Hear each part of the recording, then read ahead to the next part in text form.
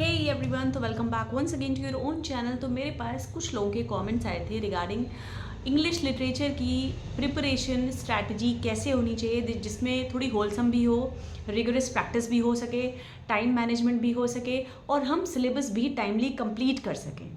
तो इस सब को मद्देनज़र रखते हुए, चाहे DSSB हो, चाहे KVS हो, चाहे EMRS हो, चाहे UPLT ग्रेड हो, मैंने एक कंप्लीट पैकेज में इस वीडियो में लाने वाली हूँ। इस वीडियो को थोड़ा सा लंबा रहेगा तो आप प्लीज़ स्पीड बढ़ा कर देख लीजिएगा। बट अगर आप ये वीडियो कंप्लीट देख लेते हो तो आपको पहली चीज़ सिलेबस क्लियर हो जाएगा। मेजर ऑथर्स जहाँ से क्वेश्चन बनते हैं मैं वो बताऊंगी। PYQs कैसे करने हैं, मॉक टेस्ट कैसे करने हैं ये बताएंगे। और जो अभी तक के मैंने PYQs अटेम्प्ट किए हैं उसमें मेजर पोर्शन क्या था जहाँ से क्वेश्चन बन रहे थे, ताकि आप अगर इन केस आपके पास समय कम है तो आप वही टॉपिक्स तैयार करके नंबर अच्छा ला सकते हो, है ना। तो अगर बातें अच्छी लगेंगी तो लास्ट में चैनल को सब्सक्राइब कर देना, वीडियो को लाइक कर देना। और बाकी कोई भी कमी हो तो भी आप कमेंट्स में बता सकते हो मुझे, ठीक है। चलिए, तो पहली चीज़ क्या है, फर्स्ट थिंग फर्स्ट, आपको क्या करना है कि जब भी मतलब मैंने हर एक चीज़ ना नोट कर ली है, जस्ट मतलब मेक श्योर कि कुछ भी मैं भूलूँ नहीं। क्या होता है ना कि इतना सारा दिमाग में आ जाता है कि लगता है कि भूल जा रहे हैं। सबसे पहले तो आपको ये पता करना होगा कि आपका स्टडी प्लान क्या है। Actually it may very for 2 hours, for 4 hours. कुछ लोगों के पास ज़्यादा समय है तो वो ज़्यादा समय दे सकते हैं, तो अब अकॉर्डिंगली डिसाइड कर लेना। मैं नॉमिनल टाइम स्ट्रक्चर लेकर चलूँगी 2 आवर्स, ठीक है।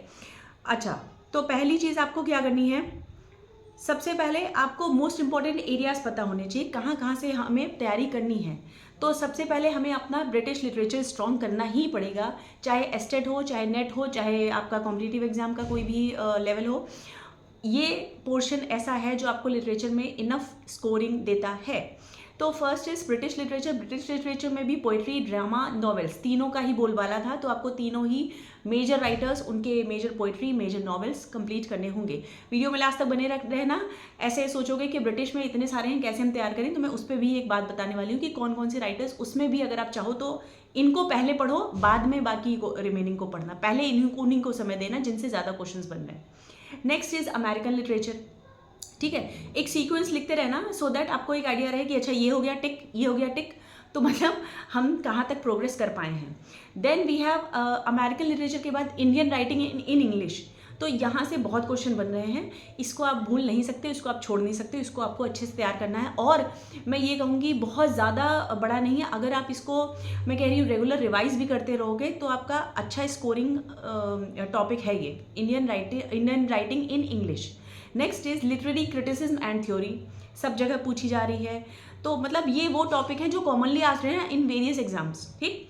Next is literary devices and figures of speech.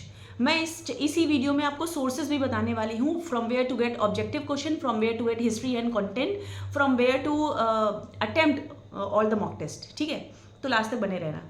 Next is authors, major works और उनके characters as well as themes, इन पे भी क्वेश्चन बनते हैं। तो ये आपका एक मैंने ब्लूप्रिंट दे दिया कि आप इस पे इतना अपनी दिशा को निर्धारित कर सकते हो कि yes we have to go in this direction.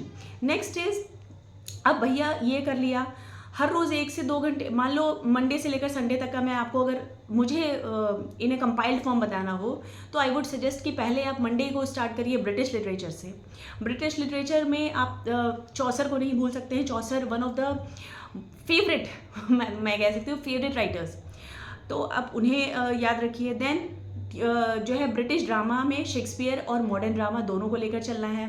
फिर British novels as well as Victorian, ये दोनों भी सबसे, मतलब ये वो लोग हैं जो पहले आपको पहले वीक में कवर कर लेने हैं। फिर ब्रिटिश नॉवल, विक्टोरियन राइटर्स, फिर अमेरिकन लिटरेचर, फिर आपका आता है Indian literature as well as Commonwealth. Then we have criticism and theory. Then सबसे लास्ट जो आपको संडे मिलेगा, तो आपने इन सबको जो पढ़ा, चाहे आप AI की हेल्प ले लो, चाहे जिसकी भी हेल्प ले लो, एक कंप्लीट इसका पैकेज वो आपको बनाकर दे देंगे कि हाँ मैंने ये टॉपिक पढ़े हैं, now arrange 80 questions on these topics, वो आपको दे देगा।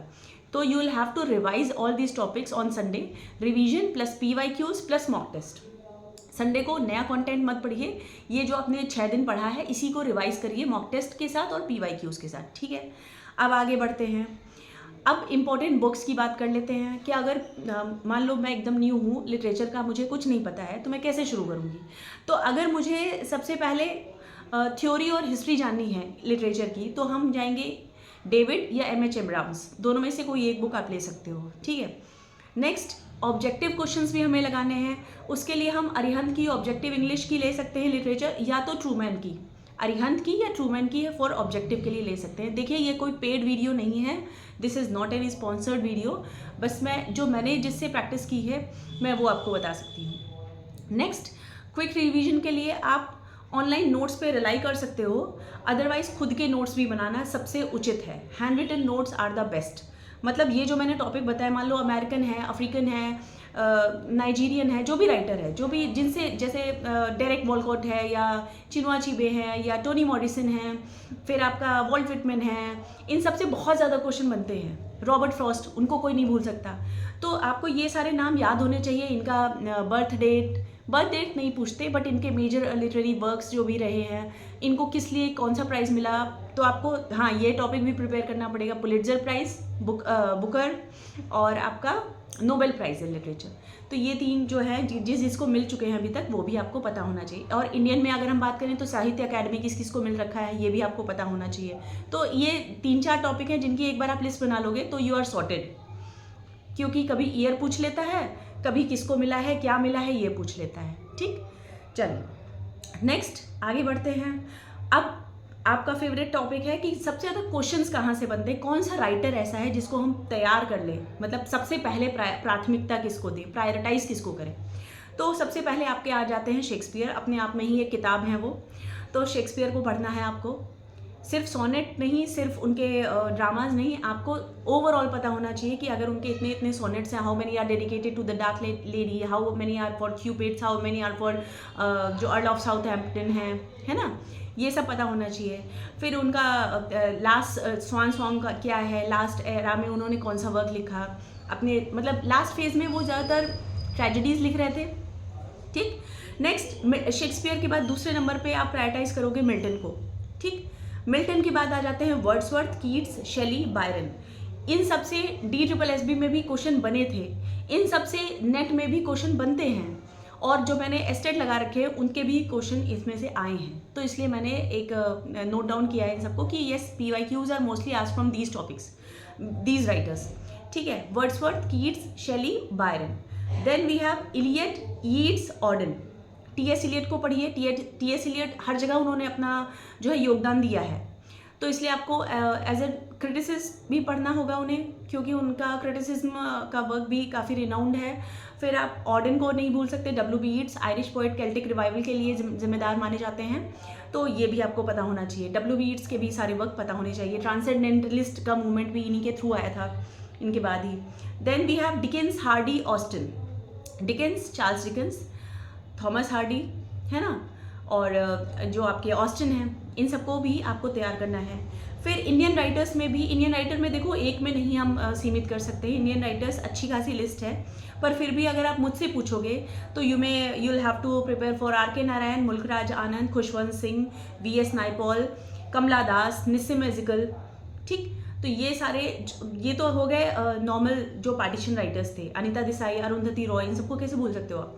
और उसके साथ साथ में आपको जो दलित राइटर्स हैं उनके वर्क्स बहुत पूछे जाते हैं, वो भी आपको तैयार करना पड़ेगा। तो ancient Indian writers plus partition writers, Indian writers को 3 भाग में डिवाइड कर लो। एंशिएंट जो हिस्ट्री रही इंडिया की, जैसे आपके कालिदास हुए या सील पट्टकम हुए या मृच्छकटिका हुए, तो ये सारा वर्क किसका है, किसने क्या लिखा है, क्या थीम है, कौन मेन कैरेक्टर है, कौन एंटागोनिस्ट है, कौन प्रोटैगनिस्ट है, ये सारा पता हो। फिर आप जो है मॉडर्न राइटर्स में आ जाओ, फिर पार्टीशन राइटर्स में आ जाओ, सलमान रश्दी को ऐसे बोल सकते हो आप। और उसके बाद में पोस्ट मॉडर्निज्म में आप चले जाओ, उधर आपके रामानुजन वगैरह हैं जो भी, और ये हो गए। फिर क्रिटिसिज्म, अभी क्रिटिसिज्म बहुत ज़्यादा ज़रूरी है पढ़ना। लिटरेरी क्रिटिसिज्म में आप अरिस्टोटल से शुरू करेंगे, अरिस्टोटल, प्लेटो, ड्राइडन, मैथ्यू आर्नोल्ड और इलियट। क्रिटिसिज्म के लिए इन सबको तो सबसे पहले पढ़िएगा, जब बाकी समय जैसे जैसे आप प्रोग्रेस करोगे ना, आपको एक अंडरस्टैंडिंग मिलती जाएगी, अच्छा ये भी हैं, तो इनको भी पढ़ लेना है, लेकिन मेजर ये है इनके पहले नोट्स बनाइएगा। फिर आप आ जाइए मूवमेंट्स, जो लिटरेरी मूवमेंट्स हुए अलग अलग, रेनेसां, रोमांटिसिज्म और मॉडर्निज्म हैं, तो और भी बहुत सारे मूवमेंट्स, लेकिन पहले इनके नोट्स बनाइएगा। ये मैंने वीकली का प्लान बताया है आपको, मतलब 1 मंथ में कोशिश करिए कि विदिन 15 डेज आप इनके नोट्स बना लो। बहुत ज़्यादा बता रही हूँ मैं। अगर आपको मैं ये ज़्यादा तो नहीं कह रही ये, लेकिन आपके पास 3 से 4 महीने हैं, तो आपको सिलेबस भी कंप्लीट करना है, आपको रिवाइज भी करना है, आपको PYQs लगाने हैं, आपको मॉक टेस्ट लगाने हैं। इन सब के बगैर आप DSSB TGT तो अटेम्प्ट करने नहीं जा सकते हो। फिर KVS में भी अच्छी बात यह है, Tier 2 में उन्होंने सिलेबस प्रिस्क्राइब कर दिया है। इससे बहुत कम सिलेबस है, उसकी मैं सेपरेट बना दूंगी वीडियो अगर आप कहोगे तो। बाकी इसमें इस वीडियो में मैंने इंक्लूड करने की कोशिश की है जितना मेजर लिटरेरी फॉर्म्स जो भी राइटर्स हैं, ठीक। तो इतना अगर आप कर लेते हो, आई गेस आपको एक दिशा मिल जाएगी और आपको लगेगा कि हाँ मैंने लिटरेचर में कुछ पढ़ा है। ये मेजर थे और बाकी माइनर भी बनते हैं। अब वो नेट लेवल में हो जाएगा अगर इससे ज़्यादा इन डेप्थ जाएंगे आप। बाकी और जो मैंने अपनी डायरी में जो राइटर्स के लिस्ट और नोट्स बनाए हैं वो भी मैं एक अपकमिंग वीडियो में आपसे शेयर कर दूंगी, so that you may get the idea कि how come I prepare my notes, मैं अपने नोट्स कैसे बनाती हूँ, and how do I practise PYQs, mock test कैसे लगाती हूँ, मेरे मॉक टेस्ट में कैसे नंबर आते थे, कैसे मैंने उसको प्रोग्रेस किया, या फिर मैं डिमोटिवेट भी होती थी कभी कभी। ऐसा नहीं है हर रोज़ आप प्रोग्रेस करोगे, मतलब जो भी आप मॉक टेस्ट लगाओगे। तो देखो डिमोटिवेट तो होना ही नहीं है। अगर किसी दिन ज़्यादा है तो बहुत खुश भी नहीं होना है, किसी दिन कम मार्क्स हैं तो बहुत डिमोटिवेट ना हो करके you have to motivate yourself. आप दूसरे से कहते हो मुझे कोई मोटिवेशन वाला लाइन बताओ, क्यों भाई? आपको खुद से कोई ज़रूरत नहीं है नौकरी की। अपनी ज़रूरतों को ध्यान रखो, सबसे बड़ी मोटिवेशन यही है कि आपकी लाइफ किस तरह से चेंज होने वाली है आफ्टर गेटिंग दैट जॉब। तो ये थी मेरी थोड़ी फिलोसफिकल बातें। बाकी और कुछ कोई कन्फ्यूजन हो अभी भी तो आप मुझे कमेंट्स कर सकते हो कमेंट बॉक्स में, यू आर ऑलवेज वेलकम। बाकी अच्छा या कुछ बुरा लगा हो तो you may suggest the ideas. बाकी मिलती हूँ आपसे अगली किसी वीडियो में। चलता है गुड केयर ऑफ योरसेल्फ, मस्त रहिए, खुशी मुस्कुराते रहिए, और हाँ तैयारी को कंटिन्यू रखिएगा, कंसिस्टेंसी ज़रूर चाहिए। इसलिए मैंने शुरुआत में 2 घंटे की बात की, मैं चाहती तो 8 घंटे या 6 घंटे की बात कर सकती थी, है ना। तो मैंने सबको ध्यान में रखते हुए ये वीडियो शूट की है कि for house wife also, for home makers जिनके पास समय की कमी है, तो वो शुरुआत कैसे करें। अगर मैं शुरुआत में ही कह दूँगी 6 घंटे पढ़ना है तो कोई नहीं पढ़ पाएगा, लेकिन जब आपका इंटरेस्ट हो जाता है ना, तो पहले आपको 2 घंटे पढ़ना भी बोझ लगता है, फिर आपको लगता है अरे आज मैंने कुछ पढ़ा ही नहीं 4 घंटे पढ़ने के बाद भी। तो इस माइंडसेट के साथ आपको एग्ज़ाम को अप्रोच करना है, काम कंपोज कूल माइंड के साथ। मिलती हूँ आपसे किसी अगली वीडियो में, और वीडियो अच्छी लगी हो तो चैनल को लाइक और सब्सक्राइब करना मत भूलना। Thank you, bye.